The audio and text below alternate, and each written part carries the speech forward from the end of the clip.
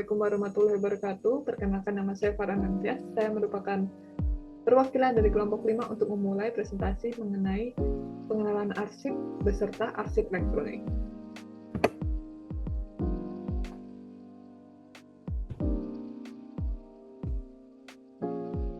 Kelompok 5 sendiri terdapat 10 anggota. Yang pertama ada Isra Nur Fadilah, yang kedua ada Muhammad Aibid Huwaidi, yang ketiga ada Diastir Salman Nuraini, yang keempat ada Muhammad Izharul Asmi, yang kelima ada Ananda Najwa Nurulita, yang keenam ada Najwa Ati Pratama, yang ketujuh ada Farah Nantias, saya sendiri, yang ke-8 ada Maurel Anggi Pramesti, yang ke-9 ada Widya Rasyani, dan ke-10 ada Gracia Renata Britni Sanian. Jadi, sebelumnya, apa itu arsip? Apakah arsip merupakan surat penting, KTP, kartu keluarga? Jadi, arsip merupakan sekumpulan dokumen yang mengenai informasi-informasi yang disimpan untuk keperluan administrasi, karena disimpan untuk sejarah atau untuk referensi di masa yang akan mendatang. Jadi, macam-macam arsip itu apa aja sih? Nah, macam-macam arsip ada 2. Arsip fisik, ada arsip elektronik. Arsip fisik yang kita punya saat ini seperti kartu keluarga, ijazah, KTP, struk belanja, itu merupakan arsip fisik semua. Dan ada arsip elektronik. Jadi, arsip elektronik itu apa sih? Jadi, arsip elektronik adalah rekaman informasi yang dihasilkan dan disimpan dalam format digital yang memiliki nilai dokumentasi dan dapat diakses melalui teknologi informasi. Jadi, kenapa harus ada arsip elektronik? Kenapa tidak hanya arsip fisik aja? Jadi, adanya arsip elektronik ini dapat memberikan beberapa kemudahan ataupun manfaatnya. Yang pertama kemudahan akses. Jadi, karena ada arsip elektronik, arsip dapat diakses oleh siapapun itu lebih cepat dan lebih mudah. Yang kedua, ada preservasi dan efisiensi ruangan. Jadi, karena ada arsip elektronik ini, dapat mengefisiensi ruangan untuk tidak overload karena banyaknya arsip fisik yang menumpuk, serta preservasi pengelolaan arsip elektronik jauh lebih mudah dibandingkan dari arsip fisik sendiri. Yang ketiga, ada pengelolaan yang mudah. Jadi, arsip elektronik juga dapat membantu arsiparis untuk mengelola arsip dengan cara mudah, cepat, serta efisien. Jadi, macam-macam arsip itu apa aja sih? Jenis-jenis arsip itu ada banyak sekali. Apapun bisa menjadi arsip elektronik asalkan berformat digital, seperti dokumen pribadi lembaga, instansi, apapun itu, asalkan berformat digital. Yang kedua ada gambar atau foto. Jadi, apapun yang kita simpan di HP ini, gambar, foto, video, audio, rekaman suara, itu merupakan arsip elektronik. Yang keempat ada catatan. Yang kelima ada database, dan masih banyak lagi. Jadi, jika ada arsip elektronik, software untuk mengelola arsip elektronik itu apa aja sih? Apakah kita hanya bisa menggunakan Google Drive aja? Nah, masih banyak lagi, seperti Google Drive yang kita pakai saat ini, sehari-hari, ada Dropbox, ada OpenText, ada DocuWare, bahkan ada ICA Atom. Nah, untuk penjelasan berikutnya, teman saya akan menjelaskan mengenai ICA Atom. Perkenalkan, nama saya Gracia Renata. Di sini saya akan menjelaskan tentang garis besar apa itu software ICA Atom. ICA Atom atau International Council on Archives, Access to Memories, adalah software open source yang dirancang untuk membantu institusi dalam mengelola dan menyediakan akses pada arsip dan koleksi dokumentasi. Software ini dikembangkan oleh International Council on Archives atau ICA dan digunakan oleh banyak lembaga arsip, perpustakaan, dan museum di seluruh dunia. ICA Atom memungkinkan pengguna untuk membuat, mengedit, dan mengelola metadata dari koleksi arsip. Hal ini membantu dalam pengorganisasian dan pengatalogan bahan-bahan arsip. ICA Atom mendukung standar internasional dalam pengelolaan arsip seperti General International Standard Archival Description yang membantu memastikan bahwa metadata dan deskripsi koleksi konsisten dan terstandarisasi. Software ini dirancang untuk menyediakan akses publik yang mudah terhadap koleksi. Pengguna dapat mencari dan menjelajahi arsip secara online. Dengan interface yang user-friendly, Software ini dapat digunakan dengan mudah menggunakan sistem untuk mencari dan menemukan informasi yang dibutuhkan, baik oleh yang berpengalaman maupun pemula. Selanjutnya saya akan menjelaskan mengenai WAM server. Jadi definisi dari WAM server sendiri adalah singkatan dari Windows, Apache, MySQL, dan PHP. Aplikasi ini digunakan sebagai platform pengembangan web yang memungkinkan pengembang web menciptakan dan menguji aplikasi web secara lokal tanpa perlu mengunggahnya ke server internet. Nah, untuk pengertian dari masing-masing singkatan tadi ada Windows, Apache, MySQL, dan PHP. Yang pertama ada Windows. Windows ini adalah sistem operasi yang digunakan oleh WAM server untuk menyediakan platform berbasis grafis bagi perangkat lunak pengembangan. Nah, untuk Apache sendiri merupakan server WAM dalam paket WAM yang bertugas menerima permintaan dari pengguna dan mengirimkan halaman web yang sesuai. Kemudian ada MySQL sendiri sebagai sistem database yang bertugas untuk penyimpanan data secara efektif di dalam WAM. Ya, yang terakhir ada PHP berfungsi untuk memproses logika aplikasi yang memungkinkan pengguna untuk membuat halaman web yang interaktif. Kemudian ada fungsi dari WAM server itu sendiri. Yang pertama adalah sebagai server virtual atau lokal, yakni WAM berfungsi sebagai pengalir informasi antar komponen dalam perangkat keras lokal. Penggunaan server virtual membantu untuk optimalisasi waktu pengembangan serta mencegah kesalahan sebelum kode diunggah ke server langsung. Nah, fungsi yang kedua dari WAM server sendiri adalah sebagai pengembang website. Penggunaan WAM server memungkinkan pengguna untuk membangun situs yang responsif dan dinamis secara langsung di komputer mereka.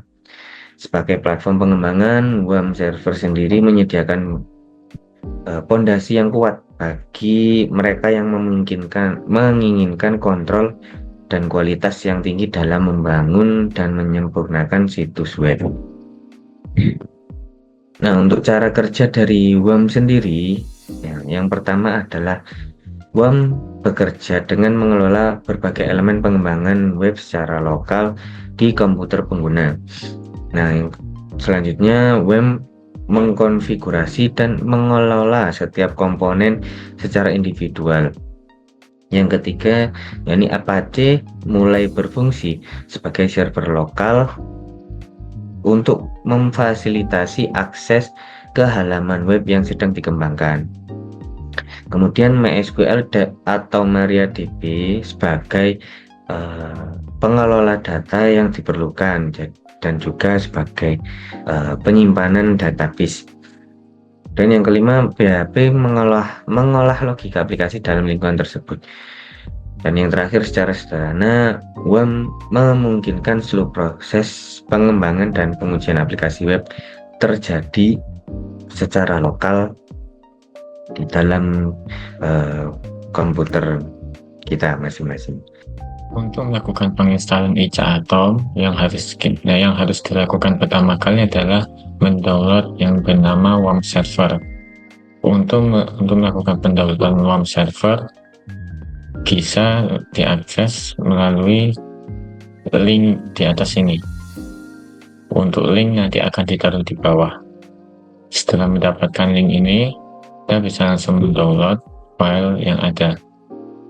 Setelah selesai, kita bisa langsung pergi ke File Explorer. Di sini saya menaruhnya di bagian Downloads, lalu dikompres. Nanti akan muncul file WinRAR yang pertama Atom Chessblank. kita bisa langsung mengekstraknya menggunakan WinRAR. Bisa memilih extract files, extract to just blank, atau extract here. Untuk di video ini saya akan melakukannya dengan menggunakan extract to atom just blank. Setelah selesai, akan muncul folder yang bernama atom just blank. Kita bisa langsung buka, dan terdapat ada satu file dan satu folder, yaitu WOM servernya dan ICA Atom. Pertama, kalian buka dulu folder Atom Just Blanks yang sudah kalian ekstrak.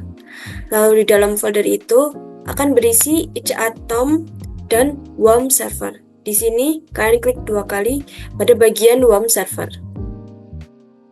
Jika muncul jendela yang menanyakan yes atau no, kalian klik yes. Lalu di sini akan muncul setupan dari WOM servernya. Di sini kalian klik next, lalu klik I accept the agreement, lalu next. Nah, di sini kalian bisa memilih local disk C atau D untuk menaruh folder WOM ini tadi. Kalau saya memilih local disk C. Lalu jika sudah, kalian next. Lalu di sini klik create a desktop icon agar icon WOM server ini akan muncul di desktop kalian. Lalu next. Lalu install. Jika sudah selesai installing, akan muncul seperti ini. Karena di sini saya akan menggunakan browser Chrome, jadi saya akan klik no. Di sini jendela ini menanyakan apakah kita ingin memakai Firefox sebagai default browser dari WOM server.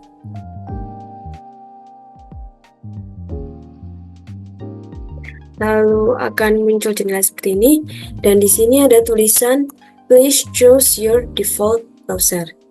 Karena di sini saya memakai browser Chrome, jadinya saya akan mencari dulu lokasi dari Chrome tersebut. Di sini pada search bar kita klik, lalu ketik Chrome, lalu di sini kalian klik kanan dan open file location.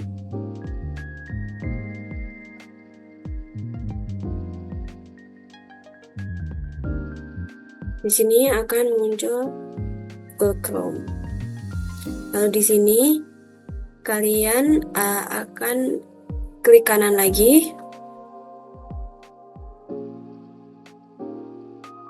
lalu klik bagian properties dan klik open file location.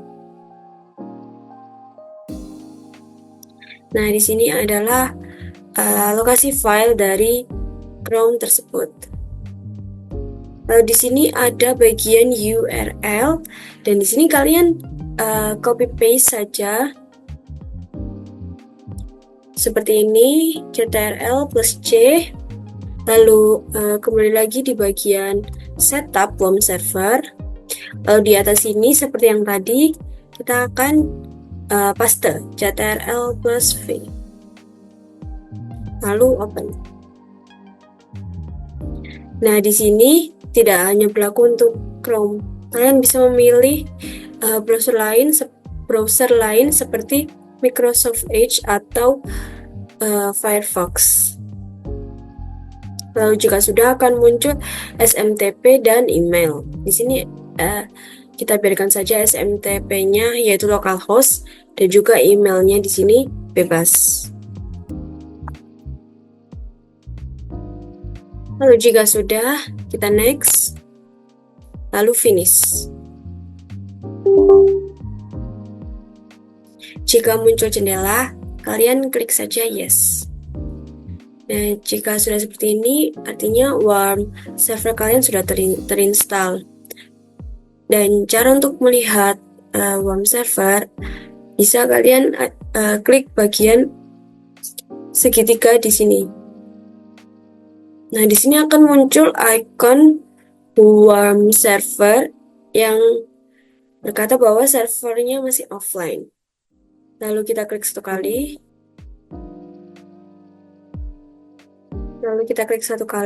Dan kita bisa start all service. Namun sebelum itu, lebih baik kita lihat dulu apakah sampai kita sudah mati atau belum. Jika sudah mati, bisa langsung klik start all service. Pada kesempatan kali ini saya akan mendownload aplikasi ICA Atom, yang mana sebelumnya saya sudah melakukan instalasi kepada aplikasi WARM server. Jadi untuk tahapan pertama yang harus kita lakukan adalah membuka folder ekstrak dari Atom Chest Plan. Nah, di sini saya sudah melakukan ekstraksi kepada folder zip yang di-download melalui Google Drive. Nah, di dalam folder tersebut ada ICA Atom dan juga WARM server. Karena sebelumnya saya sudah melakukan instalasi pada WARM server, maka tahapan selanjutnya adalah masuk ke folder ICA Atom 131.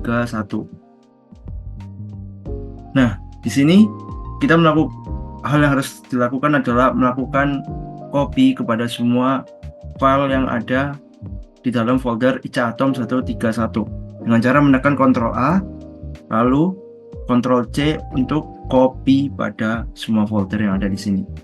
Langkah selanjutnya adalah masuk ke dalam folder WARM, pilih www.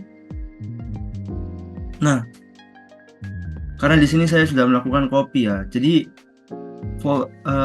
file-file di dalam folder ICA Atom 131 di copy dan dipaste ke dalam folder www yang ada pada folder WARM. Karena di sini saya sudah melakukan copy, maka saya akan lanjut ke tahapan berikutnya. Tahapan berikutnya adalah membuka dan membangun database pada ICA Atom. Yang harus dilakukan adalah menekan tombol segitiga, lalu pilih aplikasi WARM server, klik 2 kali. Nah, di sini ada pilihan localhost dan juga phpMyAdmin. Untuk membuat database, maka kita harus masuk ke dalam phpMyAdmin terlebih dahulu.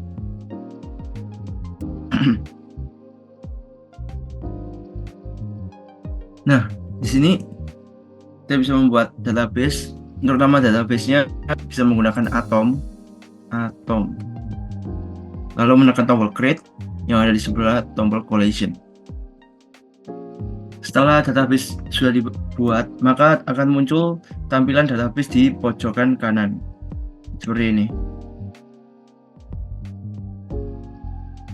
Nah, langkah selanjutnya adalah membuat website ICA Atom, yaitu dilakukan dengan cara memencet WARM server, lalu ke localhost. Apabila sudah muncul tampilan seperti ini, maka tahapan selanjutnya adalah ignore errors and continue.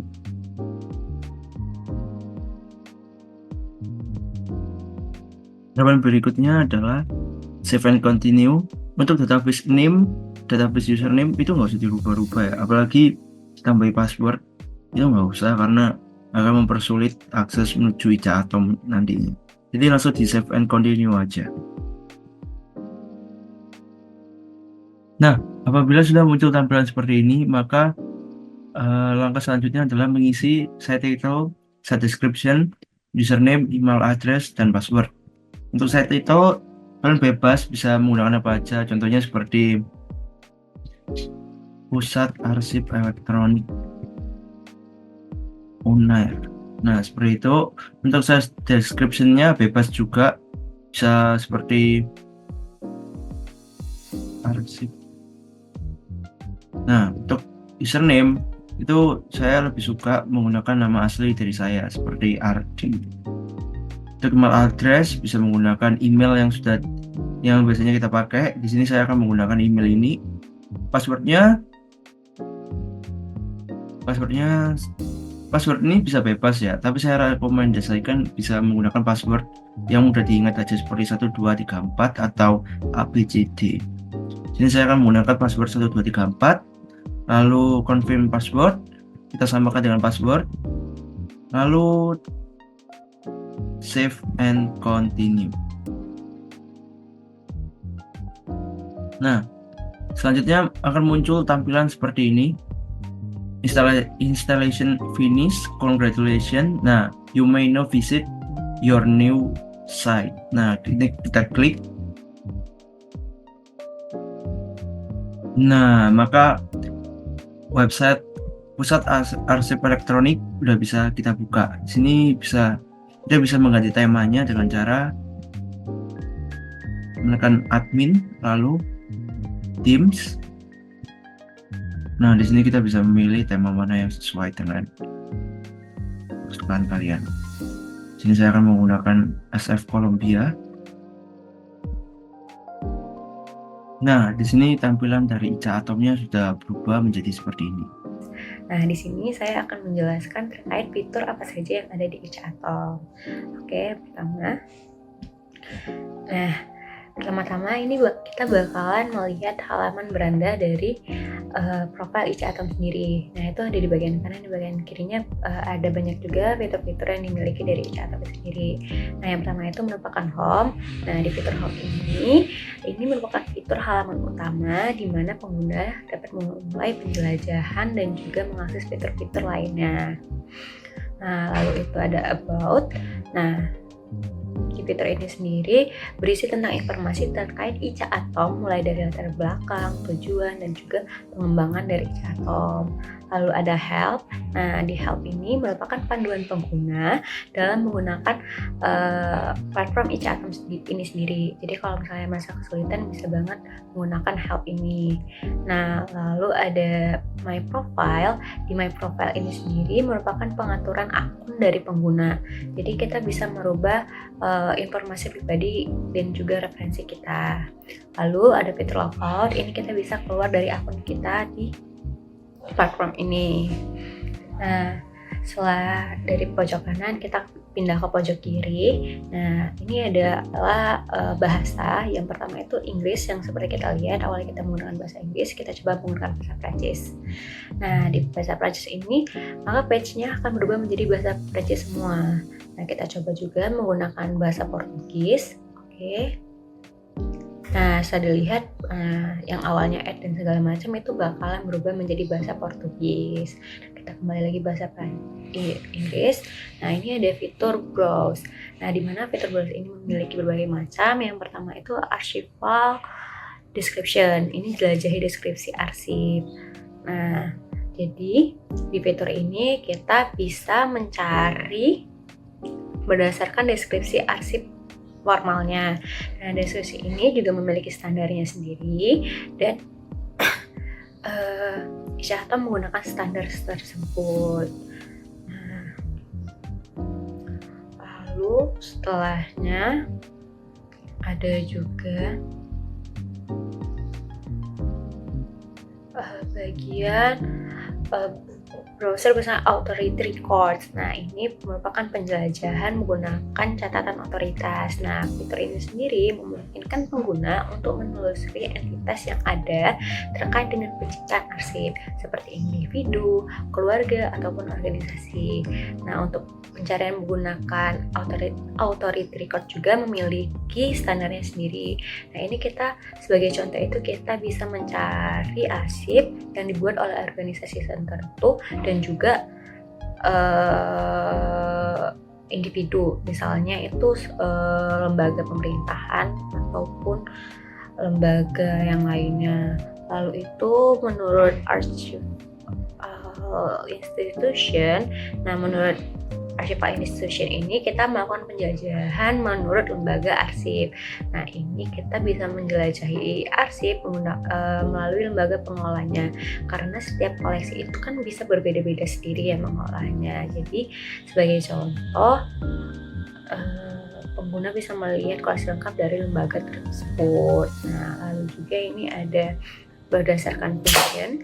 Nah, fitur ini memungkinkan penggunanya untuk menulis arsip berdasarkan fungsi administrasi atau kegiatan yang dihasilkan dari arsip tersebut. Nah, sebagai contoh tuh kita bisa banget untuk mencari arsip terkait fungsional pemerintahan seperti kebijakan publik atau administrasi keuangan seperti itu. Lalu setelah itu berdasarkan subjek. Nah, berdasarkan subjek ini sendiri, kita menjelajahi arsip berdasarkan subjeknya atau topik yang terkait dengan konten dari arsip itu sendiri. Nah, sebagai contoh itu kita bisa banget nyari arsip terkait mungkin peristiwa kemerdekaan Indonesia ataupun peristiwa Rengas Dengklok seperti itu. Nah, lalu setelah browse menggunakan subjek, kita bisa ke browse sesuai dengan place. Nah, jadi kita bisa banget menjelajahi itu terkait tempat. Nah, fitur ini itu memungkinkan kita sebagai pengguna untuk menelusuri arsip berdasarkan lokasi geografis yang relevan. Nah, tempat ini menunjukkan tempat penciptaan atau di mana kejadian itu. Nah, ini bisa banget itu sebagai contohnya itu kita mencari arsip terkait berkembangnya kota Surabaya atau berdirinya kota Surabaya itu. Lalu setelah place kita bakalan browse menurut digital object. Nah, fitur browse menurut digital object ini sendiri memungkinkan kita sebagai pengguna untuk menelusuri arsip yang tersedia dalam bentuk digital. Nah, itu seperti contohnya itu seperti gambar, terus dokumen, rekaman audio ataupun rekaman video. Nah, jadi kita bisa banget mencari arsip berdasarkan format digital yang telah disebutkan tadi seperti itu. Nah, setelah ini sendiri kita ada di fitur yang di bawah ini yang di tengah. Kita kembali dulu. Oke. Nah, di sini itu ada fitur add, manage, import, dan admin.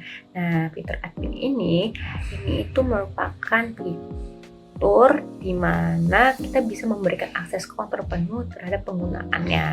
Nah, itu bisa hak akses atau bahasa, tema, dan juga lain sebagainya itu. Nah, ini juga bisa menggunakan sebagai contoh ya, kita contohnya itu themes. Nah, ini tema, kita mau coba ganti tema dari ICA Atom yang kita punya.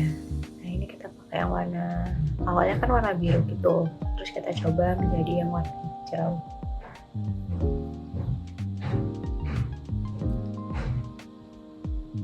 Nah, ini kan temanya langsung berganti seperti itu. Lalu kita ada di fitur add. Nah, fitur add sendiri ini memungkinkan kita sebagai pengguna yang berwenang untuk menambahkan entry baru ke dalam sistem, baik itu dari deskripsi arsip atau catatan otoritas, tempat, subjek ataupun objek digital. Ini kita bisa sesuaiin aja itu apa yang mau kita tambahin di sini. Ini kan ada juga, pokoknya itu bagian add itu kita bisa mencarinya nanti di bagian browse itu sendiri. Nah, lalu setelah fitur add kita bisa ke fitur manage. Nah, manage ini berarti mengelola. Nah, di fitur ini berarti kita bisa mengelola, memelihara data yang telah kita masukkan tadi di fitur sebelumnya di fitur add. Nah, ini bisa banget mencakup tentang pengeditan, penghapusan, ataupun pengaturan data yang sebelumnya setelah kita masukkan tadi, seperti itu. Lalu itu yang terakhir itu ada fitur import. Nah, fitur import ini sendiri memungkinkan kita sebagai pengguna untuk memasukkan data dalam jumlah yang besar dalam sistem ICA Atom ini sendiri dengan format yang sudah sesuai dengan ketentuannya. Nah, ini sangat berguna ketika mengintegrasikan deskripsi arsip atau objek digital dari sistem lain dan dari format arsip elektronik. Nah, di sini ada yang XML dan CSV. Ini tinggal kita masukkan aja, karena kan ini kayak tinggal nge-import data aja seperti itu. Ini kan ada bagian type-nya itu bisa kita pilih nanti seperti itu. Di sini saya akan menunjukkan bagaimana cara untuk menginput arsip di ICA Atom. Yang pertama, kita klik add, lalu pilih yang archival description. Lalu kita mulai isi bagian identify area. Pertama, identifier, kita pilih DA01. Lalu detailnya kita isi surat permohonan.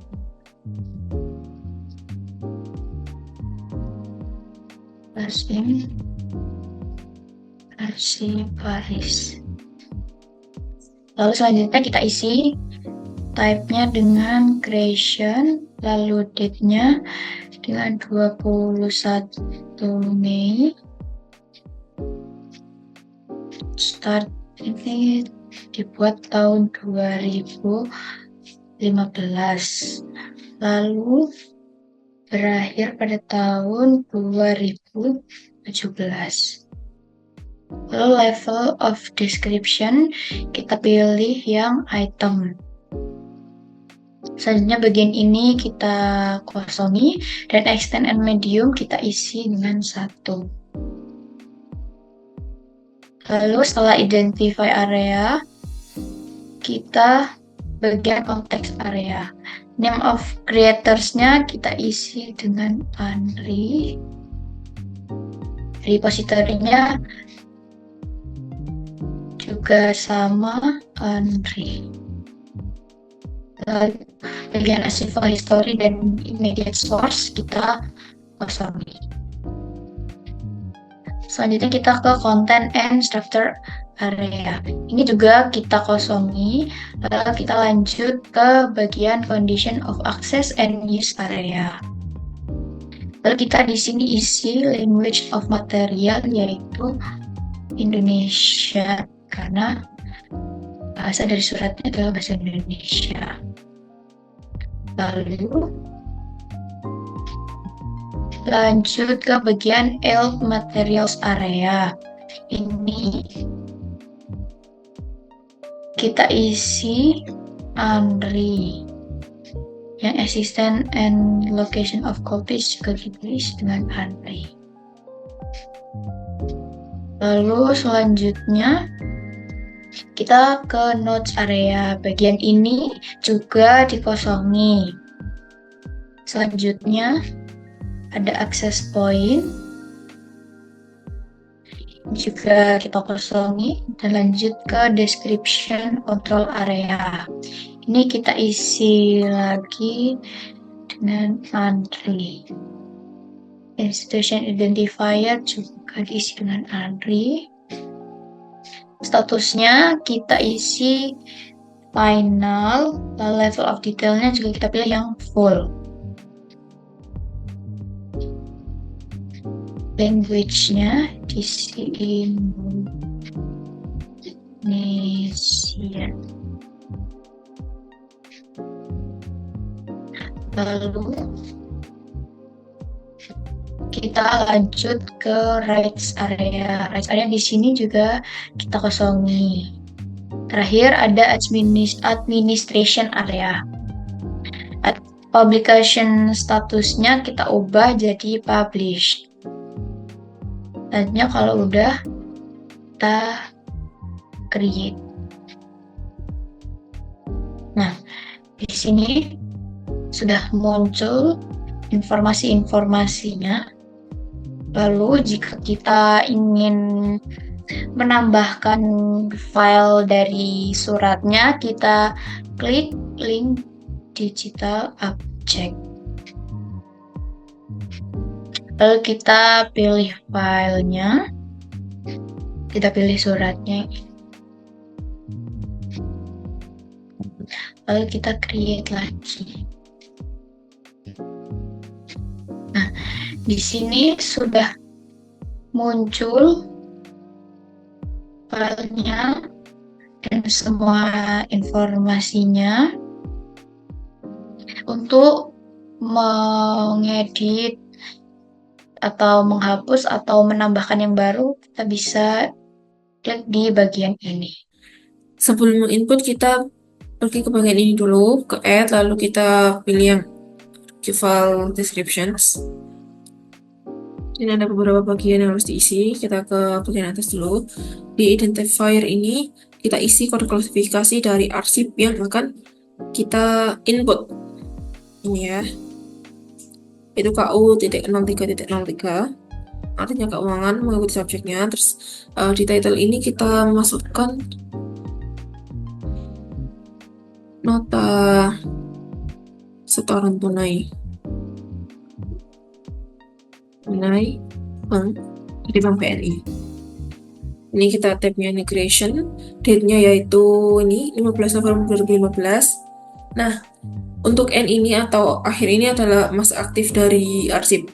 Karena arsip ini mempunyai masa aktif hingga 5 tahun, maka N-nya adalah di tahun 2020. Untuk level of description-nya yaitu item.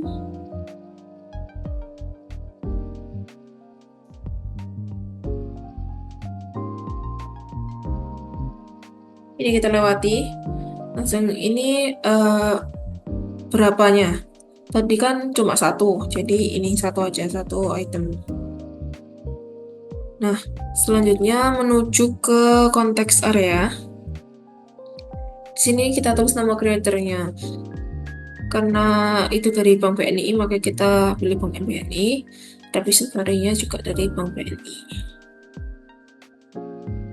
Ya, yang ini kita kosongin ke konten dan struktur area. Sini juga kita kosongin, kita langsung ke condition of access and use area. Nah, di sini kita tulis bahasa yang digunakan di arsip tadi, yaitu Indonesia. Nah, sengaja kita kosongin ya. Kita ke Elite Materials area. Di sini kita tulis Bank BNI. Di sini juga kita tulis Bank BNI. Nah, ke Notes area ini bisa dikosongin aja. Terus ke Access Points. Di sini juga kita bisa kosongkan saja. Terus ke Description Control. Nah, di sini kita tulis yang tadi Bank BNI. Institusinya juga Bank BNI. Untuk statusnya kita tulis final. Dan level of detailnya kita tulis full ya. Soalnya notanya kan tadi dalam the full. Language-nya kita tulis Indonesia. Nah. Oke, yang ini kita kosongin. Kita ke Rex area. Di Rex area ini juga kita kosongin, kita langsung ke administration area saja. Di publication status ini kita pilih yang published. Oke, lalu kita create.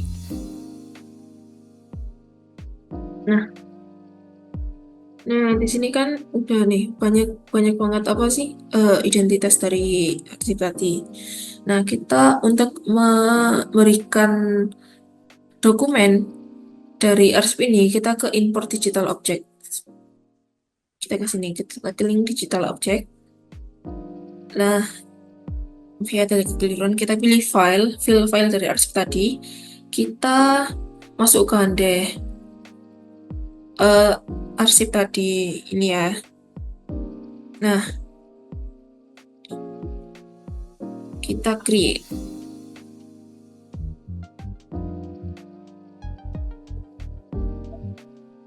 Sudah. Jadi file tadi juga ikut ke upload dalam arsip di sini.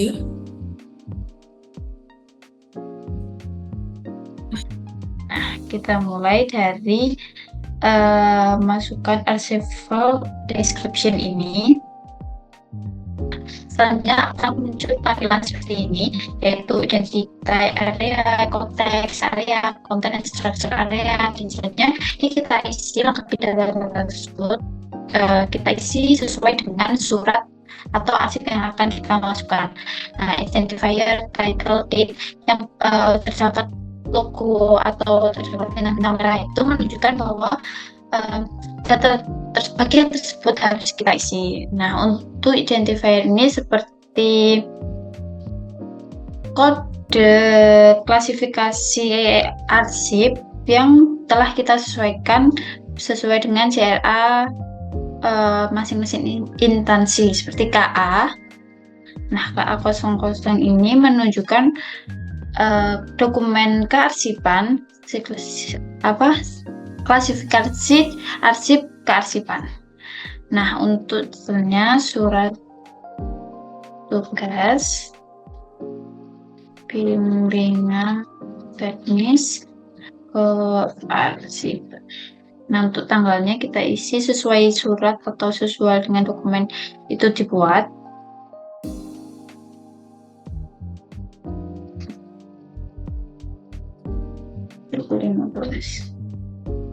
Nah, ini masa berlaku suratnya, jadi kita sesuaikan dengan CRA yang pedoman CRA masing-masing instansi. Nah, untuk ini kita pilih item. Ini kita boleh kosongin soalnya kan nggak ada bintang merahnya. Nah, untuk extend and mediumnya kita isi arsip teks.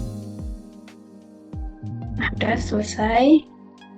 Kita lanjut bagian selanjutnya. Ini pembuatnya yaitu Sekretaris Universitas Airlangga. Ini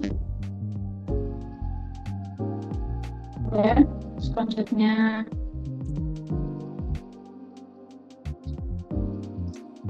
untuk scope ini isi dari arsip tersebut.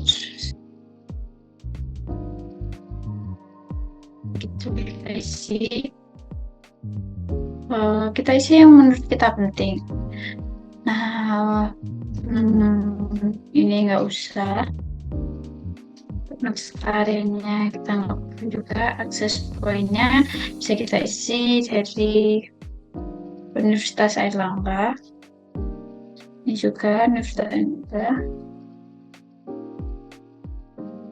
Subjeknya surat tugas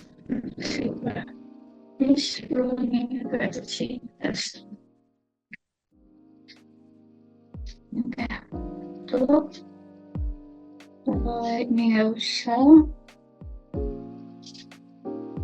Untuk ini kita isi publish in English. Oh wait, oh iya, ini kita isi language-nya Indonesia. Oh.